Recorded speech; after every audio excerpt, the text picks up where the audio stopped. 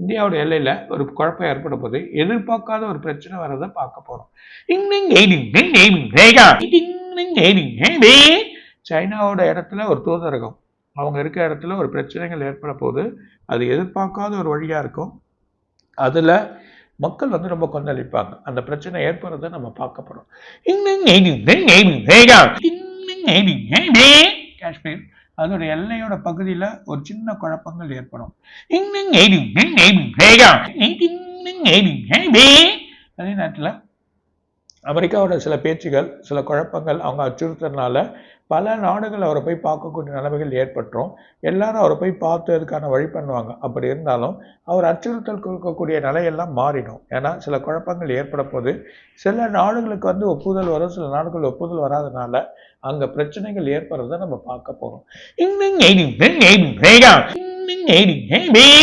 ஒரு நாட்டில் நம்மளோட வம்சாவளியா இருக்க ஒரு பிரச்சனையை எழுப்ப போறாங்க. அந்த பிரச்சனை ஒரு பெரிய குழப்பத்தை ஏற்படுத்தக்கூடிய நிலைமை எல்லாருக்குமே பிரச்சனை ஆயிடும்.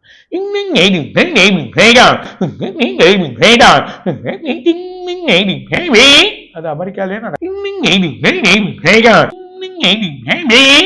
மிகப்பெரிய ஒரு புல்லட் ட்ரெயின் ஓடுது. அது ஓடுற இடத்துல ஒரே இடத்துல கொஞ்சம் தடம் புரலாம், எதிர்பார்க்காத ஒரு இது வரும், இல்லை ஒரு நல்ல வழியாகவும் இருக்கலாம்.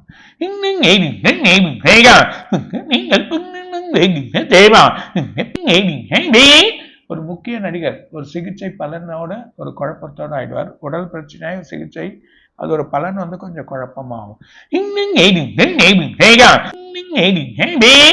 சக்தி வாய்ந்த வெடி அமெரிக்காவில் ஒரு இடத்துல நடக்க போது, ஒரு எல்லையில் அது இல்லாமல் ஒரு இனத்துக்கு ஒரு குழப்பம் வரப்போது, அந்த குழப்பம் வர்றதுனால பிரச்சனை வரும்.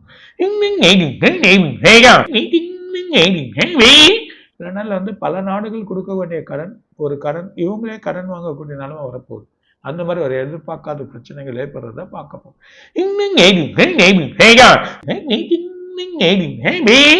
ஒரு முக்கிய வைரஸ் பரவினருக்கு தெரியல, எதிர்பார்க்காத சடனாக ஒரு நியூஸ் வரப்போகுது. அந்த வைரஸ்னால சில பிரச்சனைகள் ஏற்படுறதுக்கான வாய்ப்பு உண்டு.